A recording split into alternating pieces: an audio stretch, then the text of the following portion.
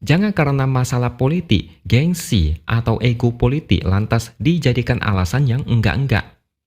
Program sarapan gratis ini kalau dijalankan dengan benar akan menjadi keuntungan politik yang besar buat Pramono Anung dan Rano Karno.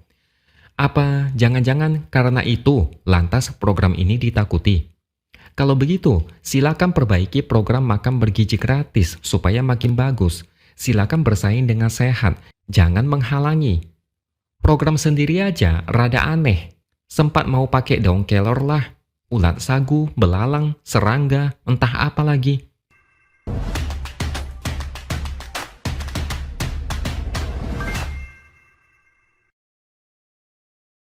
Halo, bertemu lagi dengan saya, X Hardy di Opini Siwer.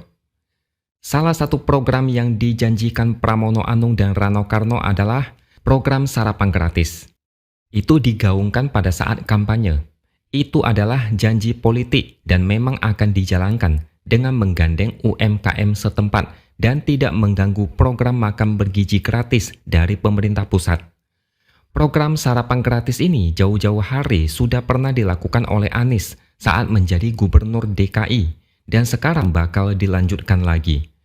Tapi di awal-awal ada sedikit penolakan halus karena ada semacam kekhawatiran program sarapan gratis ini bakal lebih sukses daripada programnya pemerintah pusat. Ini memang jelas bakalan beda. Program dari pusat biayanya 10.000 per anak dan itu sebenarnya tidak akan cukup. Dan memang terbukti banyak kasus di mana menu makanannya kurang layak, bahkan sangat sedikit. Kalau 10.000 ini dipakai untuk sarapan gratis, pasti sangat layak, karena sarapan itu bukan makanan tipe berat seperti makan siang. Jadi wajar kalau ada sebagian orang yang khawatir dan gelisah. Kalau keduanya dijalankan head to head, bakalan dibanding-bandingkan dan pasti pemerintah pusat bakalan malu. Tapi ternyata beberapa hari lalu sempat ada kabar program sarapan gratis dibatalkan. Pramono Anung mengatakan pada waktu retret kepala daerah di Magelang, Badan Gizi Nasional atau BGN tidak mengizinkan pemerintah daerah untuk membuat program yang mirip dengan program makan bergizi gratis. Sehingga mau tidak mau, Pramono Anung harus patuh pada aturan itu dan sebagai gantinya akan diubah menjadi program renovasi kantin. Saya pribadi agak bingung dengan isu ini. Pemerintah daerah itu punya visi misi sendiri yang dijelaskan saat kampanye dulu. Hanya karena bentrok atau mirip dengan program dari pemerintah pusat lantas harus dihentikan. Ini aneh karena melanggar prinsip otonomi daerah, di mana pemerintah daerah berhak menjalankan pemerintahan sendiri demi kepentingan rakyat. Kalau pemerintah pusat ngomong A, lantas harus dipatuhi. Ini bukan otonomi, tapi sentralisasi. Nggak ada yang namanya visi misi pemerintah daerah, yang ada hanyalah visi misi pemerintah pusat. Ketika Gibran memberikan pembekalan di retret kepala daerah, dia juga mengatakan, tidak ada program selain program presiden. Ini seakan membuktikan kalau memang program sarapan gratis itu tidak direstui karena bentrok.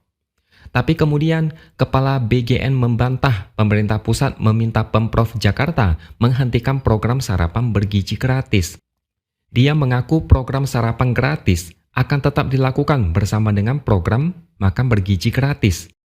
Dan tidak lama setelah itu muncul berita bahwasannya pemerintah pusat kasih lampu hijau dan merestui program sarapan gratis kalau menyasar siswa SMP dan SMA.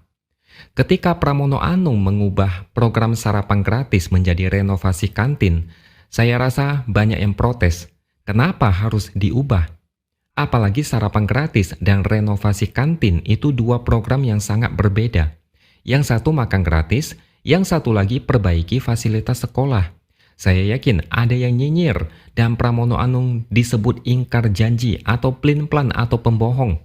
Sehingga mau tidak mau Pramono Anung menjelaskan semuanya dan terpaksa menyeret pemerintah pusat atau BGN supaya semuanya clear dan jelas.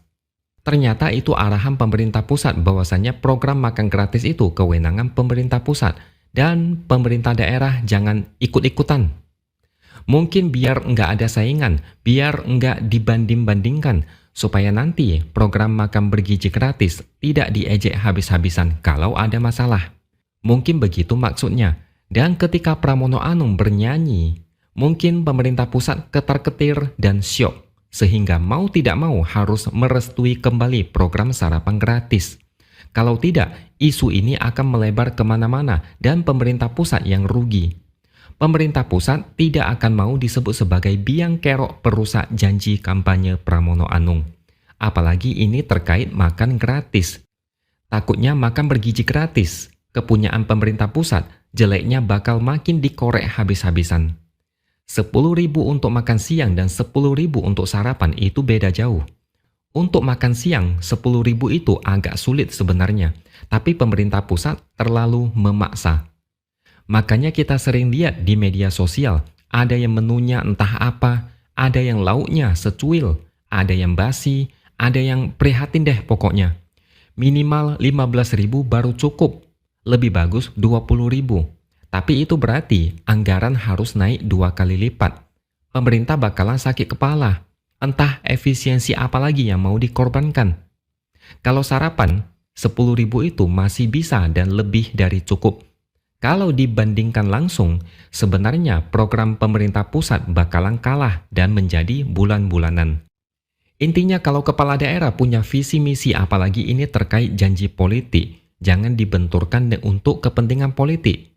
Kalau Pramono Anung dibilang menyontek program pemerintah pusat, gimana kalau kita mengatakan pemerintah pusat menyontek program Anies? Secara eksekusi, Anies duluan yang menjalankan program makan gratis ini saat menjadi gubernur. Tapi kalau kita bahas siapa yang duluan, ya nggak bakalan selesai dan nggak akan ada gunanya.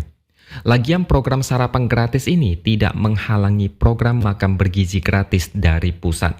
Malah bisa saling melengkapi.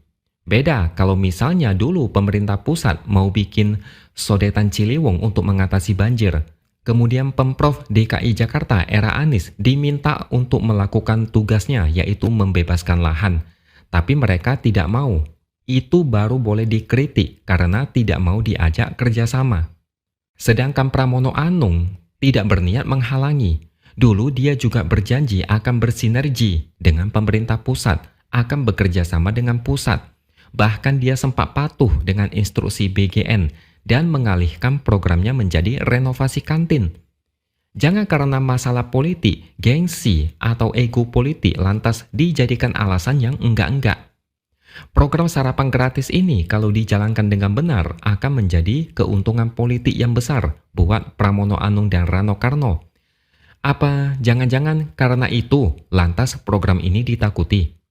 Kalau begitu, silakan perbaiki program makan bergizi gratis supaya makin bagus. Silakan bersaing dengan sehat, jangan menghalangi. Program sendiri aja rada aneh. Sempat mau pakai daun kelor lah, ulat sagu, belalang, serangga, entah apa lagi. Pejabat di negara ini apa mau makan menu seperti itu? 2 jempol kalau mereka mau makan. Oke, sampai di sini dulu opini dari saya.